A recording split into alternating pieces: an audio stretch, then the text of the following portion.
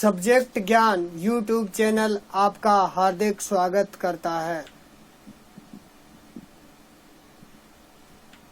Subject ज्ञान YouTube channel को like, share और कमेंट कीजिए और सब्सक्राइब करके बेल आइकन दबाइए। प्रस्तुत है कक्षा 12वीं भूगोल के नोट्स। मैं भंवरलाल मीणा और मेरे साथ सहयोग कर रहे हैं श्रीमान Shri Ram ji sir technical team के रूप में। अध्याय 5 जनसंख्या, प्रवास एवं मानव विकास। आज हम जनसंख्या, प्रवास एवं मानव विकास का अध्ययन करेंगे। प्रवास किसे कहते हैं? प्रवास मानव का एक स्थान से दूसरे स्थान पर गमन प्रवास कहलाता है। प्रवास का प्रमुख कारण आजीविका है। प्रवास के दो भेद हैं, ध्यान रखना, दो भेद है। पहला है उत्प्रवास, एक स्थान से मनुष्य दूसरे स्थान को जाते हैं, उसे उत्प्रवास कहते हैं। दूसरा होता है आप्रवास, बाहरी स्थानों से एक स्थान पर जो व्यक्ति आते हैं वो आप्रवास कहलाता है। मानव प्रवास के पक्ष यदि इनको देखें तो मानव प्रवास के 5 प्रमुख पक्ष हैं। मानव विकास के कितने पक्ष हैं? 5 पक्ष हैं। 5 पक्ष है। पहला है देश स्थान पक्ष। देश या स्थान पक्ष जनसंख्या किसी प्रदेश से कहाँ को प्रवास करती है। ये मुख्य रूप से 4 प्रकार का होता है। पहला अंतर महाद्वीपीय प्रवाह, यानी एक महाद्वीप से दूसरे महाद्वीप को प्रवास।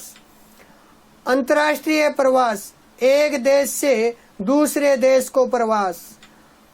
और अंतर्राज्यीय प्रवास, एक ही देश के अलग अलग प्रांतों में प्रवास। स्थानीय प्रवास, एक ही राज्य के अलग अलग शहरों में प्रवास। इस प्रकार अलग अलग इसके 4 भेद हैं। दूसरा आता है काल पक्ष में, किसी प्रदेश से मनुष्य का प्रवास किन किन वर्षों में होता रहा है उनका अध्ययन काल पक्ष के अंतर्गत किया जाता है। यह मुख्य रूप से 3 प्रकार का होता है, दीर्घकालीन प्रवास, मौसमी प्रवास अथवा दैनिक प्रवास। तीसरा आता है कारण पक्ष, इसमें जनसंख्या स्थानांतरण के कारणों पर विचार किया जाता है। कारण पक्ष के अंतर्गत मुख्य रूप से भौतिक पर्यावरण, जलवायु, आर्थिक कारक, सामाजिक, सांस्कृतिक तथा राजनीतिक कारण प्रमुख होते हैं। इन कारणों को ध्यान में रखा जाता है। संख्या पक्ष स्थानांतरण करने वालों की संख्या पर विचार किया जाता है। ये मुख्य रूप से 3 प्रकार का वृहद, मध्यम और अल्प जनसंख्या प्रवास कहलाता है। इस प्रकार संख्या पक्ष। उसके बाद में स्थिरता पक्ष, इसमें स्थायी रूप से बसने वाले लोगों की संख्या का अध्ययन किया जाता है, उसे स्थिरता पक्ष कहते हैं, यानी स्थायी रूप से बसना। विश्व के प्रमुख अंतर्राष्ट्रीय प्रवास देखें तो यूरोपीय प्रवास सबसे पहले आता है। ये अंतर्राष्ट्रीय प्रवास में सबसे बड़ा है। यूरोप से सबसे अधिक प्रवास संयुक्त राज्य अमेरिका में 5 करोड़ हुआ है। इसके बाद क्रमशः कनाडा, ऑस्ट्रेलिया और न्यूजीलैंड में यूरोप से प्रवास हुआ है, क्योंकि ये देश समशीतोष्ण जलवायु में स्थित है। और यूरोपीय देशों से प्रवास 2 मुख्य भागों में हुआ है। एक उष्णकटिबंधीय क्षेत्र में जो उत्तरी व दक्षिणी अमेरिका के तटवर्ती तथा दक्षिणी पूर्वी एशिया देशों में जाकर इन लोगों ने यहाँ व्यापारिक फसलों कपास, गन्ना, चाय आदि का उत्पादन प्रारंभ किया। शीतोष्ण कटिबंध क्षेत्र, इन क्षेत्रों में यूरोपियों का स्थायी प्रवास हुआ, जिसमें संयुक्त राज्य अमेरिका, कनाडा, दक्षिणी अफ्रीका व ऑस्ट्रेलिया प्रमुख थे।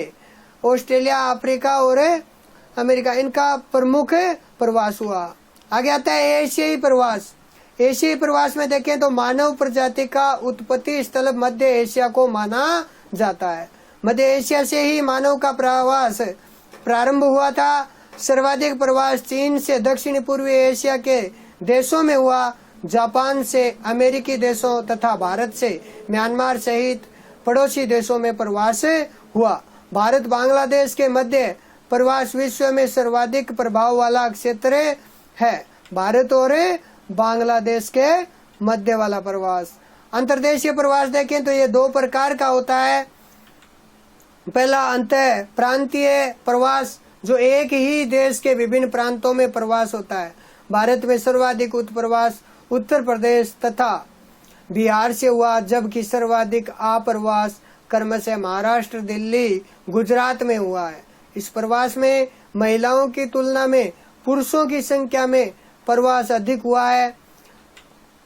अगला आता है स्थानीय प्रवास। एक ही प्रांत की विभिन्न क्षेत्रों में प्रवास। स्थानीय प्रवास में महिलाओं की संख्या अधिक होती है, जो विवाह के उपरांत दूसरे स्थान पर चली जाती है। मेघालय इसका अपवाद है, जहां गारो, खासी, जैंतिया जनजातियों में महिला प्रधान समाज व्यवस्था के कारण पुरुषों को ससुराल में रहना पड़ता है। इस प्रकार कुछ क्षेत्र ऐसे भी हैं जहां पर पुरुषों को ससुराल में रहना पड़ता है। आगे आता है प्रवास के परिणाम और प्रभाव। तो देखें, पहला आता है जनसंख्या में परिवर्तन। दूसरा आता है सांस्कृतिक मिश्रण। सांस्कृतिक मिश्रण से नवीन संस्कृति और परंपराओं का विकास होता है, जिससे सांस्कृतिक समायोजन होता है। और तीसरा आता है नए देशों का आर्थिक विकास। विज्ञान व प्रौद्योगिकी द्वारा वहां के प्राकृतिक संसाधनों का उपयोग करके आर्थिक विकास में योगदान देते हैं। चौथा आता है पारस्परिक उन्नति।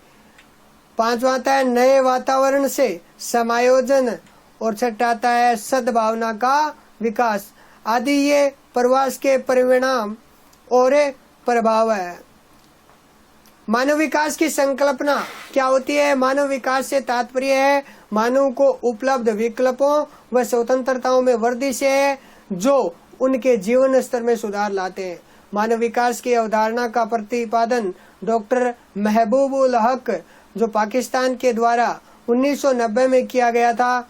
और मानव विकास सूचकांक, मानव विकास के स्तर को HDI यानी मानव विकास सूचकांक ह्यूमन डेवलपमेंट इंडेक्स द्वारा मापा व प्रदर्शित किया जाता है। पाकिस्तानी मूल के डॉक्टर महबूबुल हक व भारत के अमर्त्य सेन ने 1990 में मानव विकास सूचकांक का प्रतिपादन किया। HDI का प्रकाशन सर्वप्रथम 1990 में किया गया और 1990 से UNDP द्वारा प्रति वर्ष HDI प्रतिवेदन प्रस्तुत किया जाता है, जिससे मानव विकास सूचकांक को मापा जाता है। HDI का मापन 3 पक्षों के आधार पर किया जाता है। पहला है प्रति व्यक्ति आय या संसाधनों तक पहुंच, साक्षरता और जीवन प्रत्याशा, दीर्घ व स्वस्थ जीवन। मानव विकास 4 संकल्पनाओं पर आधारित है, जिन्हें मानव विकास के आधार स्तंभ भी कहते हैं। पहला क्षमता, दूसरा उपलब्ध अवसरों में पहुंच की समानता, सतत पोषणीयता और अवसरों की उपलब्धता में निरंतरता और उत्पादकता, मानव की कार्य क्षमता को बढ़ाना और सशक्तिकरण, विकल्प चुनने की शक्ति।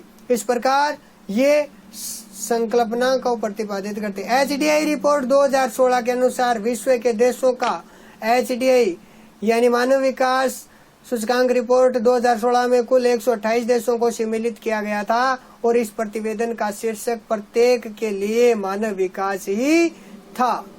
उच्च HDI सूचकांक वाले देशों में 0.71 अंक नॉर्वे, ऑस्ट्रेलिया, स्विट्जरलैंड, USA सहित विश्व के 105 देशों को शामिल किया गया है।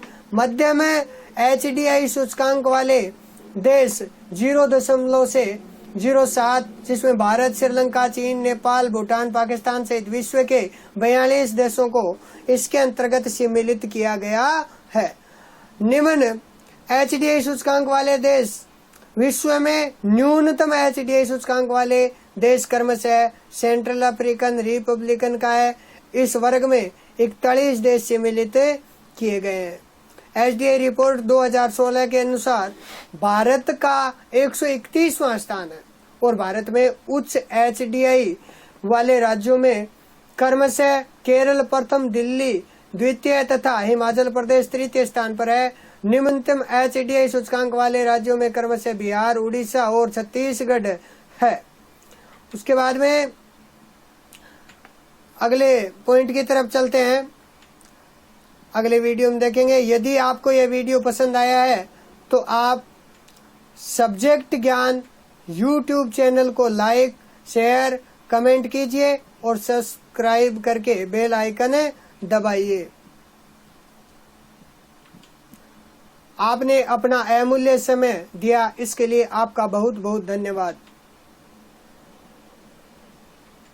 खुश रहिए, स्वस्थ रहिए, सुरक्षित रहिए। आगे फिर कभी किसी महत्वपूर्ण जानकारी के साथ उपस्थित होंगे। तब तक के लिए धन्यवाद। सभी पाठों का अध्ययन बार बार करें।